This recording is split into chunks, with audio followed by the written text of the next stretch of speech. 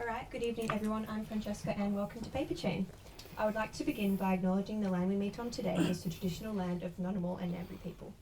I acknowledge and respect their continuing culture and traditions, and I'm grateful to come together and share stories on this land that has held stories and significance for Indigenous people for thousands of years. I recognise that sovereignty was never ceded, and pay my respects to elders past, present, and extend that respect to any Indigenous peoples present here today. It is now my pleasure to introduce our author, Quentin Grafton, and who will be in conversation with Janine O'Flynn. Thank you very much and enjoy the evening. Thank you Thank you so much, Francesca. Quentin, shall I start? Please do. Can you hear us on the mics there? Our tech expert, we're good. I've got a big voice, so let's see how we go. Let me echo the welcome tonight, and Yuma, good evening and welcome to everyone. And again, let me also acknowledge that we're here on the beautiful lands of Ngunnawal and Ngambri, where stories have passed through the millennia and built knowledge and helped develop a culture that has survived against the odds. I think this is an important theme that will come through in our discussion tonight. Yes, it has. The knowledge of this place and others has the potential to save us, if only we would listen and learn, a theme that permeates the book we're here to talk about tonight. Welcome to everyone. My name is Janine O'Flynn. I have the great privilege of being one of Quentin's colleagues at the Crawford School of Public Policy at the ANU. I got very large text today. I left my glasses at home. It's been one of those days. So I printed out in very large. I'm going to turn a page about every 5 seconds. We're from the Crawford School of Public Policy at the Australian National University. I did make a little note to say we escaped from the campus today, and if you read the newspaper, there's probably good reason for us all to escape the campus today. But it is lovely to be here with all of you at Paper Chain to talk about this book. I am so delighted to be here to help in launching the book Retelling Australia's Water Story, written by my dear colleague, Professor Quentin Grafton. To be honest, in introducing Quentin, it is hard to know where to start. I could list all the awards. There are many. The big grants, too many to remember. Or the publications, we'd run out of time if I even started.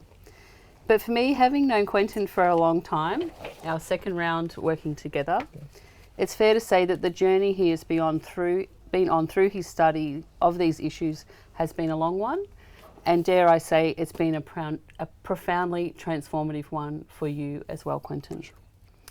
He's an economist who has over the last 30 years or so focused his incredible intellect on problems of the environment and public policy. His attention has spanned a range of critical issues and questions in that space, but especially on the over-exploitation and management of renewable resources, the economics of energy and the economics of non-renewable resources. He is the UNESCO Chair in Water Economics and Transboundary Water Governance and an Australian Laureate Fellow. Either of these is impressive, but both is extraordinary. Quentin has been at the ANU for more than 20 years and he now leads the Extraordinary Water Justice Hub at the Crawford School. Water has been an important research area for us for many years, but we now have at least 10 incredible researchers, some of them here with us tonight, investigating water in the fullest sense, spanning many themes and drawing on a broad set of disciplines. In the Water Justice Hub, he works with a truly extraordinary group, many of them early career researchers, showing them the importance of doing research that matters and that makes a difference in the world. He also models for them and for us all the importance of high quality research and how they as researchers have an obligation to keep going, even when the work they do might be inconvenient or when people don't want to or choose not to listen. When he met our newest group of PhD students in the class that I'm lucky enough to teach, I remember him telling them that if they want to have research that had an impact, it was important to stand up and never to shut up. His work and that he does with his incredible team is groundbreaking and it's making a profound impact. It makes me incredibly proud to work with them. His book, Retelling Australia's Water Story, is a culmination of decades of work, of his engagement with communities to explore how water, or the lack of it, transforms their lives, and his quest for solutions to some of the biggest challenges that we confront. The book challenges the idea that water management in Australia is best practice. Quentin retells the Australian story, characterising our journey in 4 Ds. I won't ask you to name them all. Dispossession, delusion, diversions and degradation. He shows how these have been critical markers of our past, but also how they continue to shape our present. Without a major course correction, the unfolding climate crisis will hit Australia hard, and we will see massive change to our water cycles. Too much, too little, too dirty will become more common as floods, drought and rising sea levels come to bear across the nation. Some of the big lessons from the book are that we must view water differently, that we need to learn our history, and that we need to chart a new course. How did we get here? Why have we fallen for this idea that we are so good at managing this precious resource? And how might we move from a world of deficit to one of abundance? I hope our conversation tonight will give you a taste of the culmination of a life's work so far, not finished, as we talk about that. Quentin, it's wonderful to be here with you tonight. Water is in many ways so iconic to Australia. Beaches, rivers, nation building projects, all of them are part of the story of modern Australia. But the story of water, and it's important to First Nations people across these lands, goes back very far. Quentin, what was it that prompted you to write this book and to write it now? Good question. And first of all, let me acknowledge that I'm also on the Ngunnawal country, and I also pay respects to elders past and present. I also want to welcome my friends and colleagues for coming here tonight. Thank you so much. It's very much a pleasure to see you here, and so hopefully you'll enjoy the evening as well. The question of why now, why this book? Well, I could answer that in a number of ways. The first thing is it's 20 years since we have the National Water Initiative. There's a process of renewal to have a new National Water Initiative, and that has not been settled yet. So it's coming. Plus, if we live, and we do here in the Murray-Darling Basin, we've got a couple of years left before the next basin plan comes. And that's a process of change, and we've got to do things much better than we've done since 2012 with the last basin plan. I also got invited to write the book, so put it all together. That made the reason why I wanted to write it and tell that story that goes back, as you said, Janine, goes back millennia. It's not a story that begins 20, 30, 40, 50, or even in 1788. Why do we think we're so good? Why do we think? I heard you at the National Press Club say, we believe we are gold medalists in water management. Yes. How did we get here, and what are the barriers to us actually fulfilling this idea? Well, I think it's a post-truth versus truth story.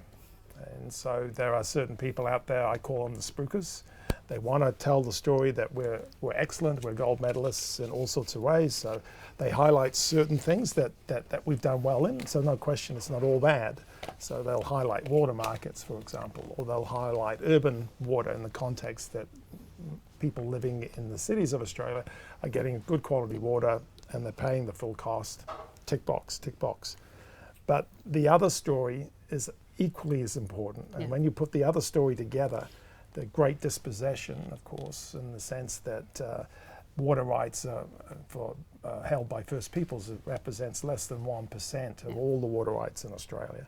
So how did that happen? Well, we've got an historical dispossession, and I can talk to the current issues around that that's going on in the Northern Territory right now, right today, where groundwater licenses have been given away free, and they're worth tens of millions of dollars. And that is on pastoral leases that has native title, okay? And the native title owners don't want that to happen. So that's a dispossession happening right now in 2024.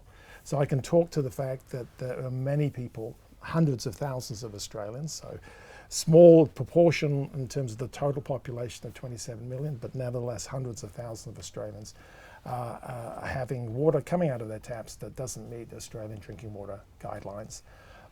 Almost all of those people are living in rural and especially in remote communities, and it's happening right close, 45 minutes from here in Yass. We have boil advisories every so often, but it's much worse in other places. So that's something I can talk to. We can talk to the degradation associated with taking too much water out of our streams and rivers, primarily, but also some groundwater sources as well. And that's devastating impact downstream, both for downstream farmers, tourist operators, First Peoples, communities that run out of water in a drought months before they need to run out because of the high levels of extraction upstream. So I can talk to all of that, and then the spookers don't want to talk about that. You know, the spookers go out there, they take, I've seen them, they take business class flights, compliment of the taxpayers of Australia. They fly to Paris, they fly to London, they fly to Washington, DC, and they say how great we are. And that's the storyline that I've heard in some of those places. And it's not true. If you want to tell the truth, don't tell a post-truth. And so the retelling of Australia's water story is really about retelling that, saying, well, yes, there's the good, which I've mentioned and highlighted, I don't want to ignore it, but there's a lot of bad that needs to be dealt with. So the point I raised at the end of the book is that I would give ourselves a D grade, the 4 Ds, and we got to shift ourselves to an A grade. We've got a lot of work to do. It's possible, we can do it, we can achieve it. But don't accept what we currently have. Let's turn this around, and I believe we can do it. I'm still optimistic about it, but it's going to be a tough ride. Spoken as a true marker of many hundreds of papers, how to turn a D grade into an A grade. Very Yes, good. yes. Quentin, your research tackles big complex issues that confront the world, and in this book you set out ways in which we might tackle them. And one of the things that was really got a lot of questions actually at the press club when you did your address last week was this, you talk about the idea of dialogue and how to do that, and there was a very, I thought a very interesting exchange around the difference between, you know, consultation and conversations and dialogue and how to structure that, and also about power. Yes. Are policymakers listening, and what other reactions are you getting to that idea of a structured dialogue in that space? Well, I was called naive, I think, at the National Press Club. Or it was I didn't hear that. or it was implied. And I raised that in the book as well, because it's the natural point. Well, this is the world we live in. You want this different world, you know, get real, you know. And the point about it that I raise in the book is that the reality is when you have reform that takes years, so the fixing water in Australia will take years. Fixing climate change, mitigation, undoubtedly, it's going to take decades. So those sorts of reform process, vis-a-vis, let's say we get rid of all our tariffs, you know, which is instantaneous and you can't really go back. It's sort of irreversible. But the reforms that take years, well, what you find is that the vested interests, those who will lose with those reforms, they push back. And they've got time to push back, and they've got the money to push back. The hydrocracy you refer to. Thank in you the book. very much. Yeah. I call them the hydrocracy. It's not my term. Someone else invented hydrocracy, but it's like the squattocracy we had here in Australia in the 19th century, particularly in New South Wales, where, you know, persons grabbed large amounts of land. They dispossessed the First Peoples of it. There were multiple massacres in delivering that outcome for them. They paid very little in terms of any fees associated with that, and became extremely wealthy. The hydrocracy in Australia, at least initially, were given state water licenses for free. They were ultimately converted into water rights, which are worth at least $26 billion, that's $26,000 million. That's at least that. And those ones who kept their water rights, and we're not talking, this is not ancient history, they've become very wealthy and those, no, I'm not saying all of those, but certainly elements of those people within those who received those free water rights are definitely pushing back on water reform in all sorts of ways. So we have to have an alternative. You think about a balance, you know, the justice balance. You know, on one side we've got this hydrocracy, you know, the lobbyists, and there's a bunch of them here in Canberra and in other places. They go and see the political advisors, sometimes the ministers, they make donations, or their organisations do. And then up here, our First Peoples, the persons, you know, who are running out of water, you know, in the droughts, they're not being listened to. They don't have the influence, they don't have the ability to go in. So what we're trying to do, I mean, is this dialogue process. I don't think we're going to get like that. Yeah. that would, I think, would be naive. But we need to balance it, and that's about, it's not about economics, it's about democracy, about what we do in our democracy. And if we don't get that right, or better balanced, we're heading for big time trouble in water. Yeah. But it's not just water, and it's not just Australia.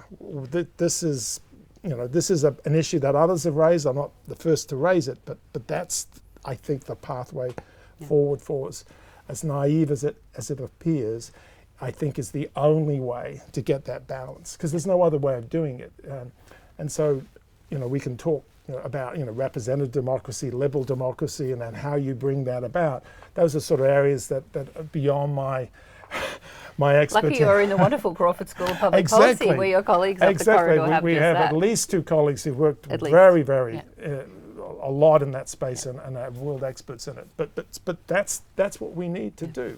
And so call me naive, but I think that's the only way forward. But it is about a more deliberative democracy, Exactly. isn't it? Which is about how do you construct institutions that can bring those different interests together into much longer term reform and policy, and how we can think about that in a different way. And in some ways it may seem naive in this setting, but when you think about the long history of Australia, when we think about some of the models that have been used in the past here by First Nations, historically, these are not new ways of operating. No, they're not. I mean, we're not going to get constitutional change. I just don't think that's going to happen. We've obviously went through that a year ago. But what we can do is, even the system we have, and Australians are already doing that. They're already voting for independence. Yeah. I suspect the proportion of the vote going to independence will be higher in the forthcoming federal election, which is probably in March or May or whatever, maybe soon anyway, because I think people are responding to their view that at least some of their representatives are not representing them. Yeah. They're representing particular interests, and that, I think, is a response to that. So I think there are other ways that they call it, I think, cellular democracy. So basically having different layers to shift upwards. As you said, deliberative democracy. I think there are ways that we can work this through, as I said, with people who know more than I do. But I don't see there's any other alternative. I think that is the only way forward, and whatever those options are. And it is dialogue. Yeah. It's about, irrigators, of course, they have to be at the table, but not just the irrigators. It has to be First Peoples. It has to be people from all sorts of walks and life and different interests that care about what's happening in terms of the water space. And if they want to get involved, they should be involved, they should be listened to, and we will get better outcomes. In the long run, we will get better outcomes. And yes, that will mean that some people will get less water. Yeah. Okay, let's be clear about it. There's not enough to go around for everybody and meet everyone's needs or wants. So yeah, and that's why we're doing this, to get a long-term sustainable set of outcomes. Have you seen it anywhere around the world? And I don't mean there's a perfect example somewhere that we can follow, but have you seen examples of that dialogue model in sort of the world of resource management that we can look to, at least for some of that evidence when people say that's naive and we could never possibly do that? Have we got examples? Yeah, there are. There are many examples. Most of those examples are quite a micro scale, so at a community level type. But Germany had a nested dialogue process, so it was nested upwards, looking at their. It was really around drinking water. I forget what they called it, the water network. Yeah. And that was a couple of years process. It didn't happen once. It was over a period of time. And I think the judgment is, I'm not an expert on that, but the judgment is that was successful. And those are the sorts of things that we can point to. So, but it does require resourcing. Absolutely. It requires someone's going to have to, if First Peoples are going to be at the table, their costs going to have to be covered. It can't just be the people who have money to buy a seat. Yeah, to buy a seat. So that, and it can't just be, we'll do the dialogue for the next 3 months because we've got to get this decision. Well, no, it's actually an ongoing process if we want to have better water management. We have allocation plans, so we need to be doing it for water allocation planning on a regular basis. A strong theme of the book, but also the work that you've been doing for some time, and particularly in the Water Justice Hub, is obviously justice. Yes. It's in the title. You remark in the book, and I'll quote you, that water continues to flow uphill to those with money, power and influence. So what is water justice? What is this idea of water justice? And what would it look like if we had it across this Oh yeah, big well, country. that's a wonderful vision to see what a justice would mean for Australia. It would mean many different things. Okay, so it would certainly mean that every Australian would have access to drinking water that met Australian drinking water guidelines. So there was a report to Parliament in 1983. It was 83 or 84, a long time ago, identifying this was an issue. Well, it's still an issue, Yeah. you know, in 2024. So that's absolutely a total priority. It means that the people's human rights are not being delivered. So we've got to do that. Justice would also mean a restitution, a restoration in the context of what happened in terms of the Great Dispossession. And that will require, that doesn't happen overnight, that requires a process to take us there. So that would have to be part of that. It also requires that you know, we would have you know, procedural justice, like the dialogue, you know, that the people would be around the table, you know, listening. It also, I think, requires epistemic justice in the sense that we would also have recognition of different knowledges, whether it be First Peoples or it doesn't have to be experiential knowledge. Experiential knowledge is important when it comes to a whole series of issues around water. You know, in terms of they have these scales, the rate, you know, what the people's water security. It's well published. It's out there. Those sorts of things matter. We've done that in Walgett in New South Wales. Well, I haven't done it, but they've used that survey there. So those are the sorts of things that would have to be put on the table, and and much more. And we need to reinforce that, you know, with the National Water Initiative that actually brought in some of those issues. Yeah, I could.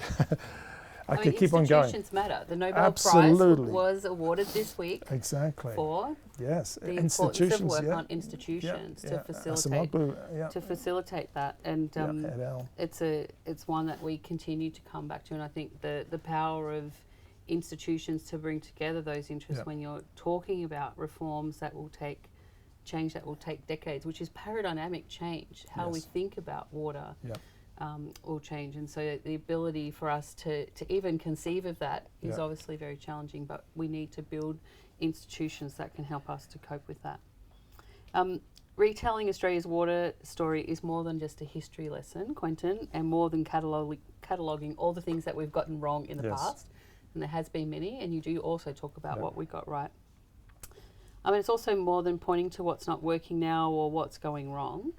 Instead, you argued, and I think you argued this point very well, and perhaps it goes to your optimistic sort of spirit that you talked about before. It is a wake-up call to fix what's wrong, but to listen to those seldom heard. For people who are here tonight to help you launch the book and to celebrate that, what is the most important message you want us to take away from the book? Look, the most important message is we all have to get involved. I mean, it sounds so trite, it sounds cliched, oh yeah, we all get it. But we actually do, because the reason water reform has essentially failed, there's been some incremental change, but the transformational reform hasn't happened that's necessary, is because the view has been, oh, we can leave it to the regulator, we can leave it to our representative. They will sort it out for us. The legislation's been passed or the plan's been done, the Royal Commission's reported. No, I wish it were true, and that's this institutional thing.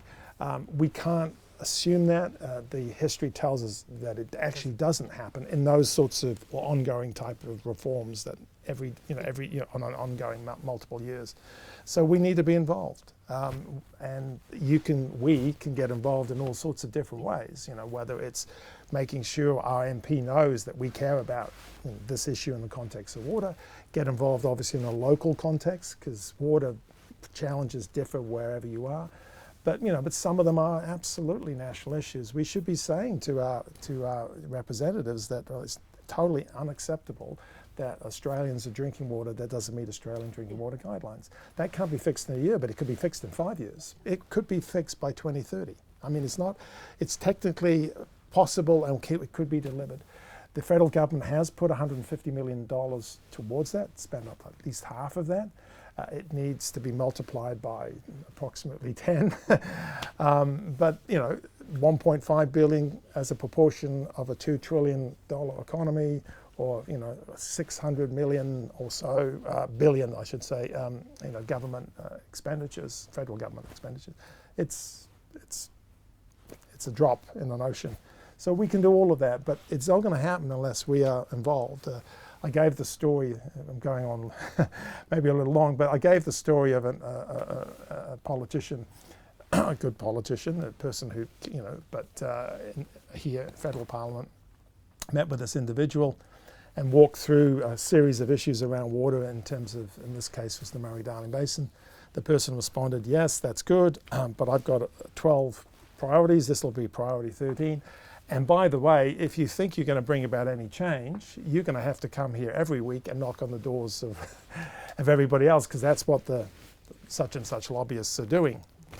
And that doesn't work. That's the system that currently is in place. So we need to change that system so there are other ways we can engage, get the decision makers listening to us, and then get the outcomes, better outcomes.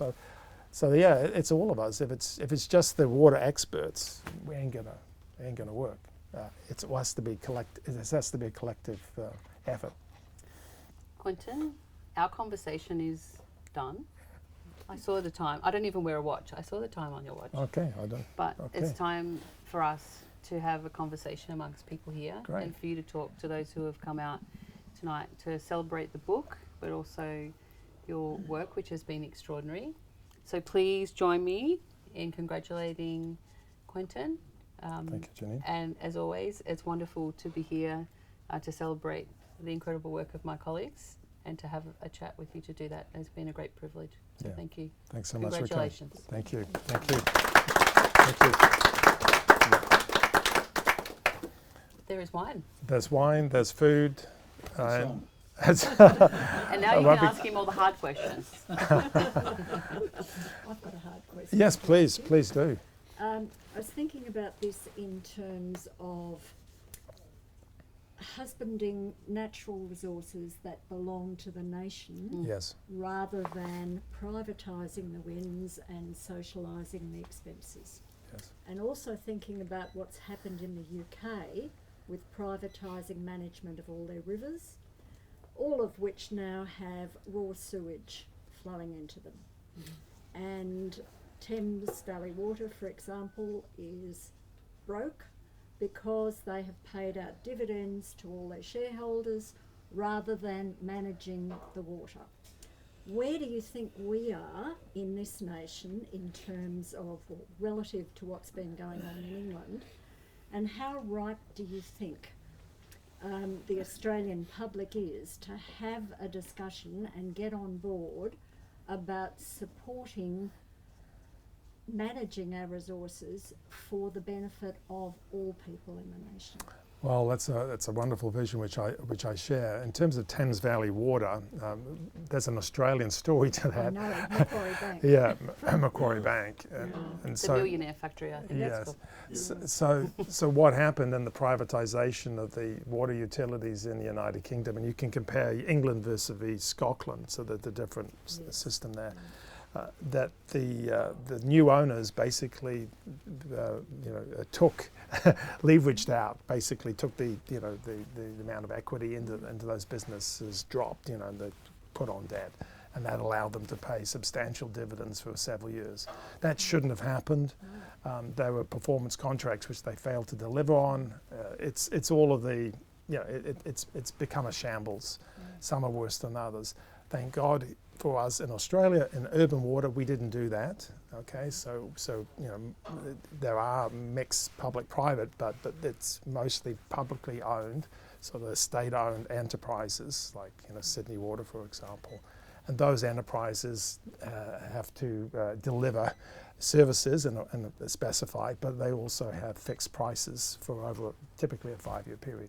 So that's worked. It's expensive, but we get good quality water. And we don't have what's happening in the United Kingdom. So I think that model works.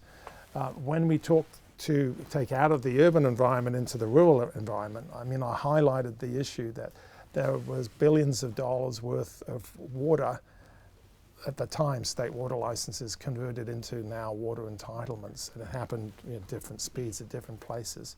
Now that was a giveaway because the states owned the water, and they'd given it away. And part of that quid pro quo was that in so doing, there would be the compensation we would go back and buy. So it's a pretty good deal, but nevertheless, the point is the public would be delivered in the sense that we would get the stream flows, we'd get the outcomes that we would want.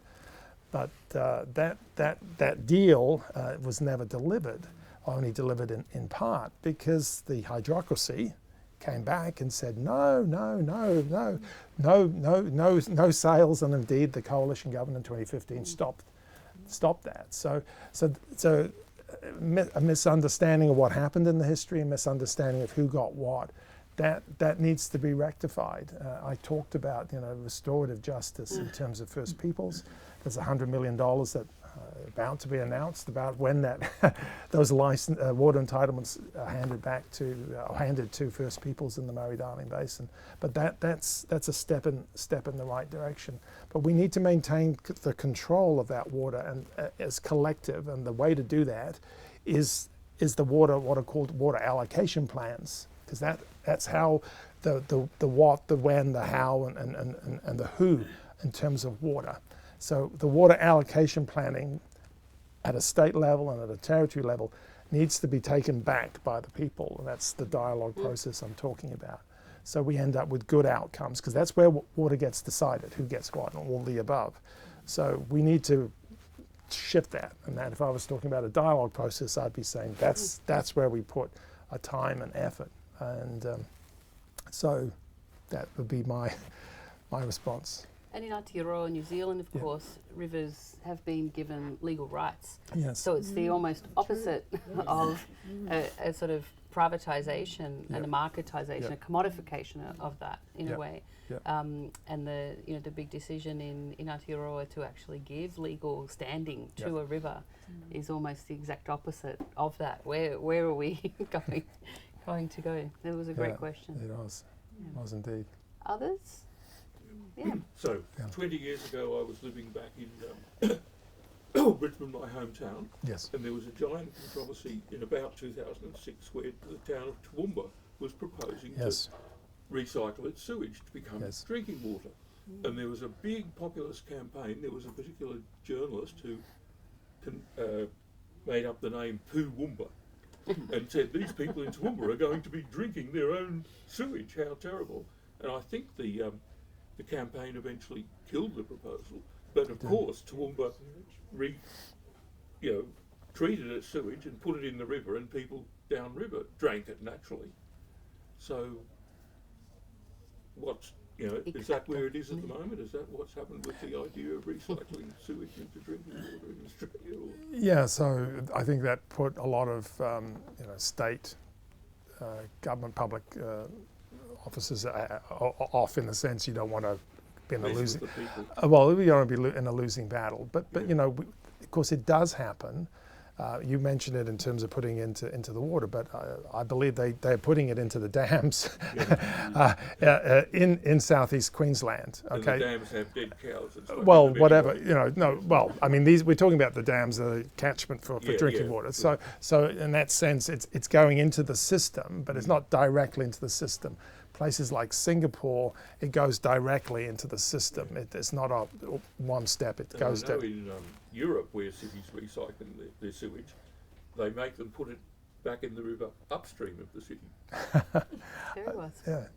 And so they've got to drink it themselves. So there's a strong incentive for them to refine it properly. That's right. So I mean, rivers like the Rhine, which are very large population all along the Rhine, people are drinking the water multiple times after going through multiple treatment systems. So I don't have an issue with that. I mean, there are obviously needs to be the appropriate, standards associated with what the quality of the water is when it goes back into whatever whether it's a dam or whether it's directly into the system.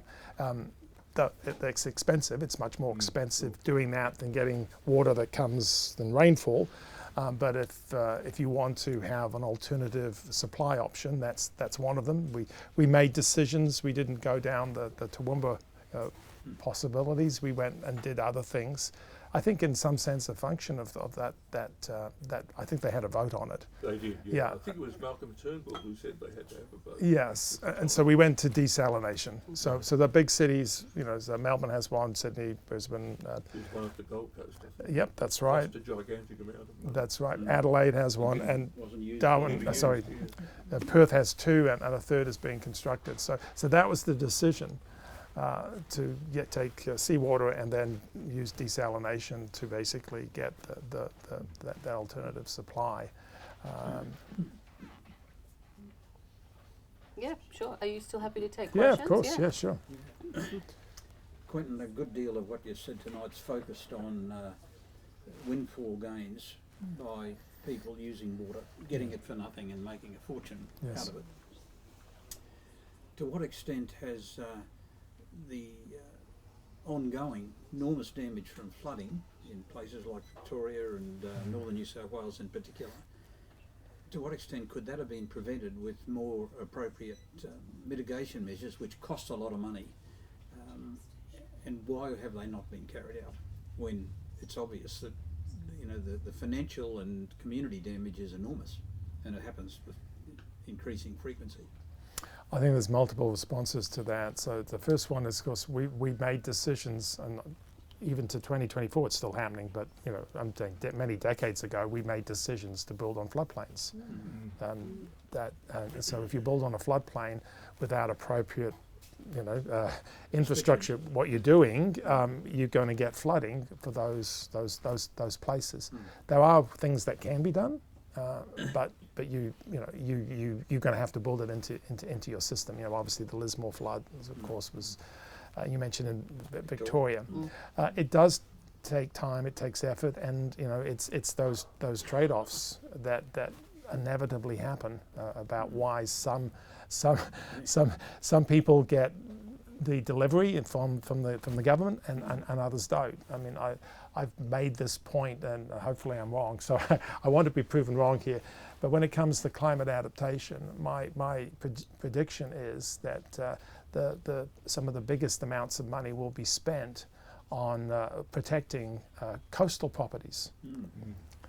And nothing wrong with protecting them, but the point is there's only so much to go around. So if you want to look at look at wealth, those are the people I think are going to get a big slice of the adaptation, and that can also help explain why people living on floodplains, lower value properties, etc., they may not be the priority of certain people in government or decision makers. So that's part of the story that we have to understand, that you know, why certain people benefit from government policies and others don't, or to a lesser extent. That's part of the the storyline here, I think. Perhaps votes and electorates.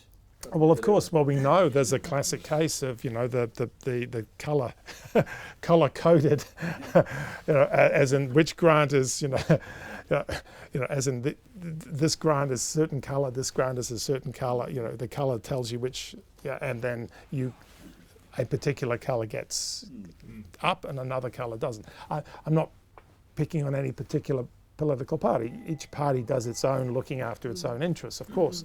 But that's part of what we have in representative democracy, in some sense, the pork barreling or whatever you want to call it. And when it comes to key decision making and climate adaptation, we've got to do better than you know, colour-coded marbles.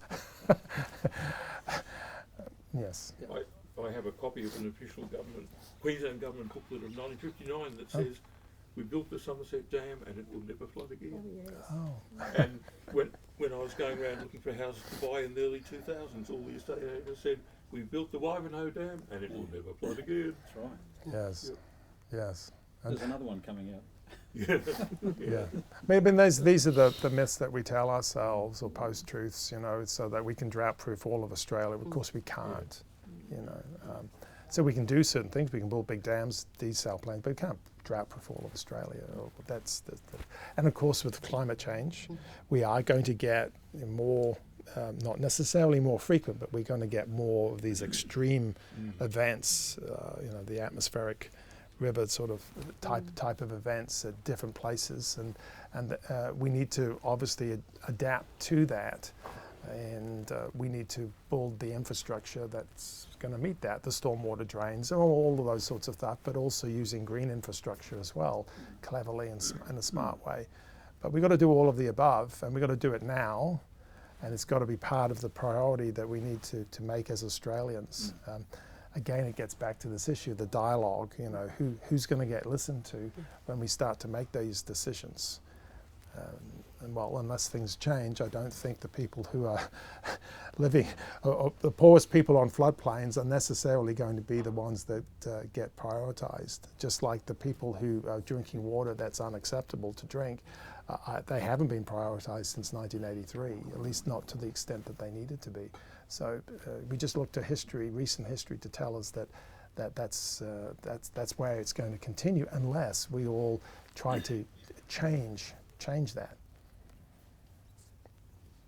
A nice spot to finish, and perhaps to enjoy some refreshments with your fans and friends here tonight, Quentin. Just please join me in congratulating and thanking you again for giving us insights into this fantastic book. It was a great read, and it's a very quick read. Yes, thank but you. the territory is vast. Yeah, thank you so much. Thank you, Jenny. so much. Thank you, Jenny. Yeah. And thank you, everybody, for coming. Much appreciated. Yep. Someone attack the cheese. Oh. Come on, let's do it. Yes, yes.